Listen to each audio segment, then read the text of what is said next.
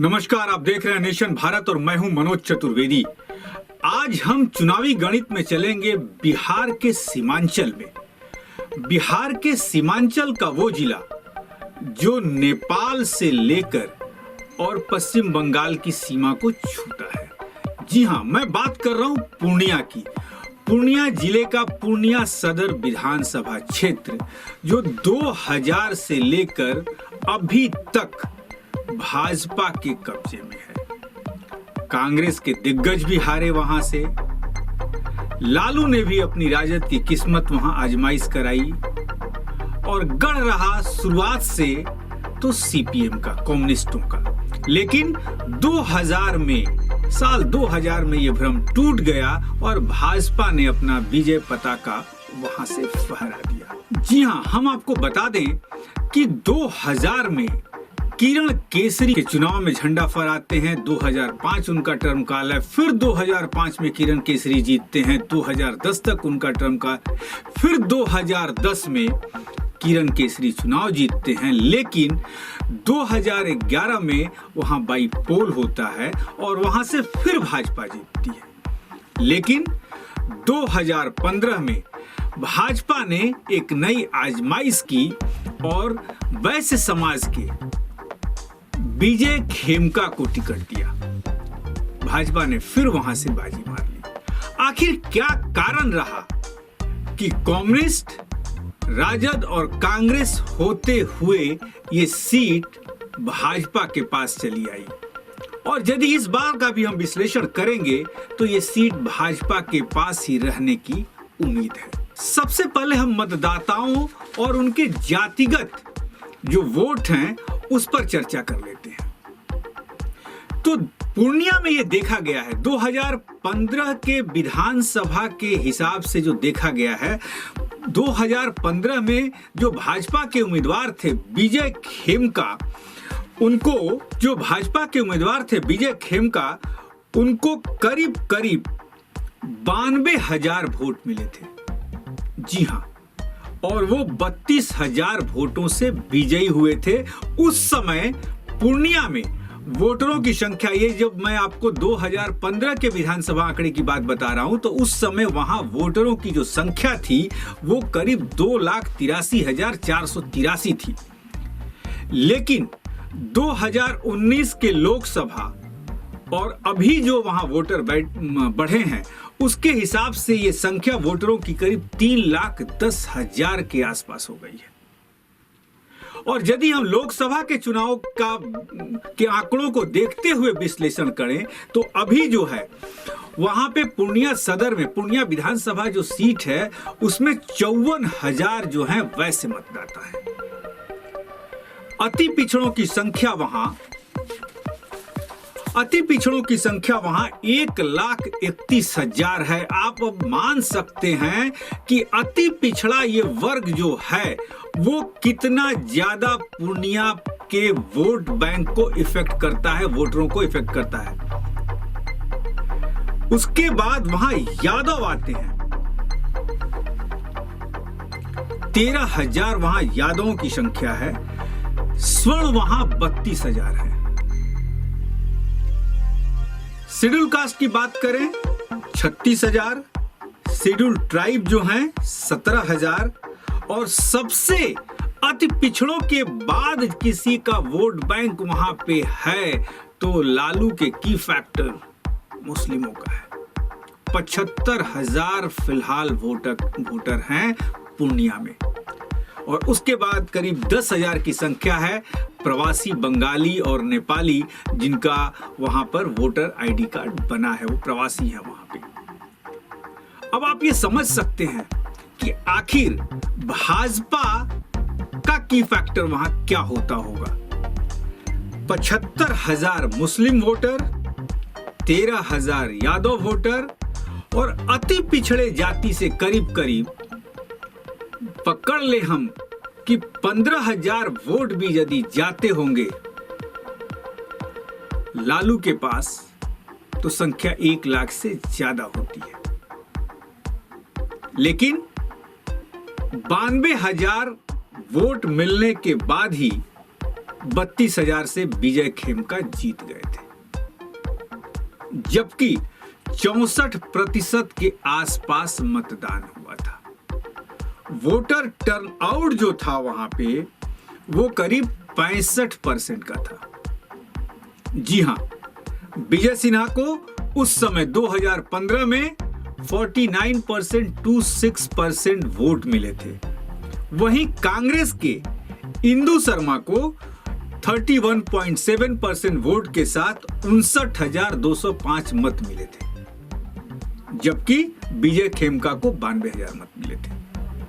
IND के रामचरित को वहां 7,614 वोट मिले थे और उनकी परसेंटेज संख्या थी 4.08, और सीपीआई के राजीव कुम जो थे उनको 3,993 वोट मिले थे और उनकी परसेंटेज संख्या थी 2.14।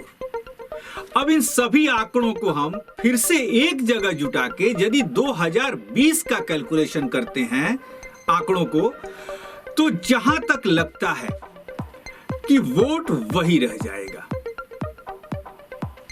92,000 जो वोट 2015 में मिला था, सबसे बड़ी बात है कि वैसे का जो 54,000 वोट है, जो 65% वोटिंग हुई थी, तो 54,000 से 65% में हम जब मान लेंगे इसको, तो करीब 40,000 के आसपास वोट जो है वो विजय खेमका के पास गया था।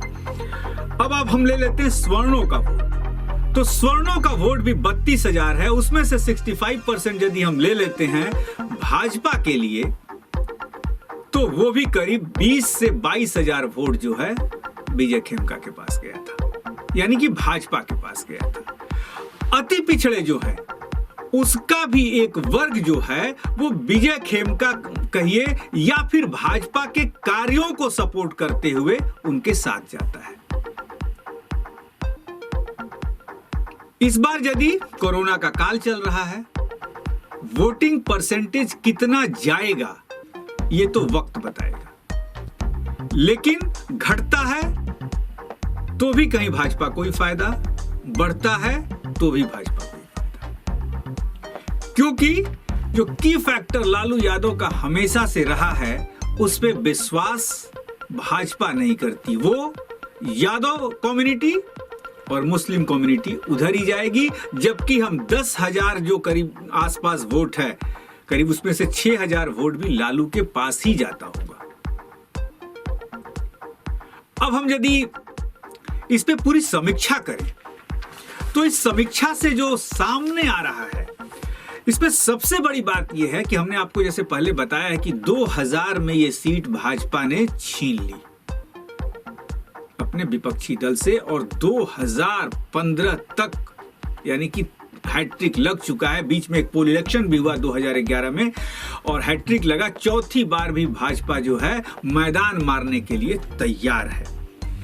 सबसे बड़ी बात है कि ये सीट सीपीएम और कांग्रेस की रही और भाजपा ने उसमें सेंध लगाया, और सेंध लगाने का कारण हुआ राष्ट्रीय जनता दल आरजेडी। यादव मतदाता बटे, राजद के तरफ गए, मुस्लिमों का झुकाव राजद के तरफ हुआ और सीट भाजपा के पाले में जानी शुरू हो गई।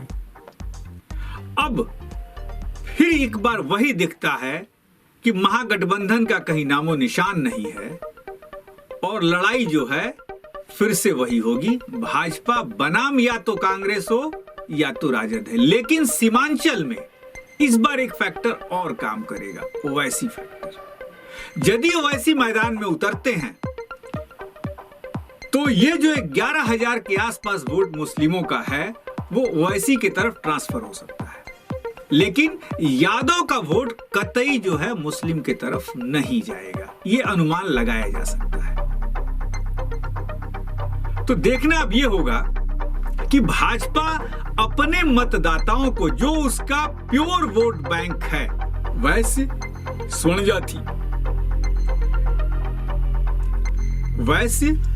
जाति और अति पिछड़ों में जो उसके मतदाता हैं, और भाजपा और कितना सेंध उनमें लगा पाती है, कितने नए को जोड़ पाती है। बहरहाल कहा तो यही जाता है कि आंकड़े तो यही बता रहे हैं कि उम्मीदवार कोई भी हो, लेकिन झंडा जो है, बिगुल जो है भाजपा का ही पूर्णिया सदर से तो जरूर बजेगा। लेकिन सबसे बड़ी बात यह होगी इस कोरोना काल में भाजपा के सामने सबसे बड़ी चुनौती जो है वो अपने शहरी मतदाताओं को बूथ तक पहुंचाने की है।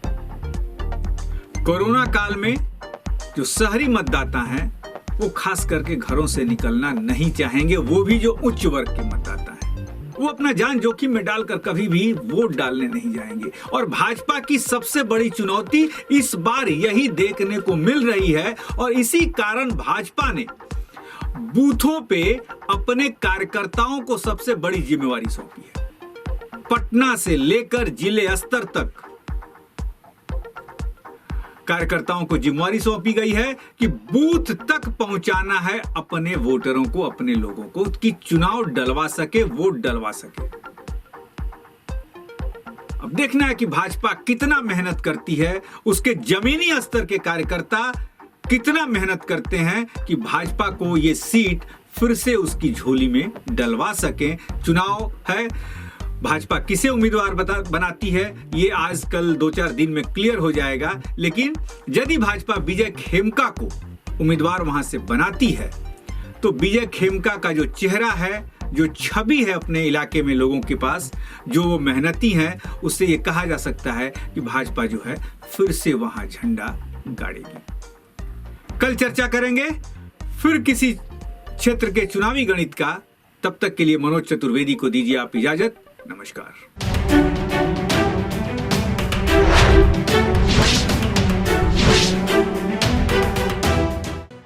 लेटेस्ट खबरों से जुड़े रहने के लिए हमारे चैनल नेशन भारत को सब्सक्राइब करें और बेल आइकन को दबाएं ताकि कोई खबर छूट न पाए।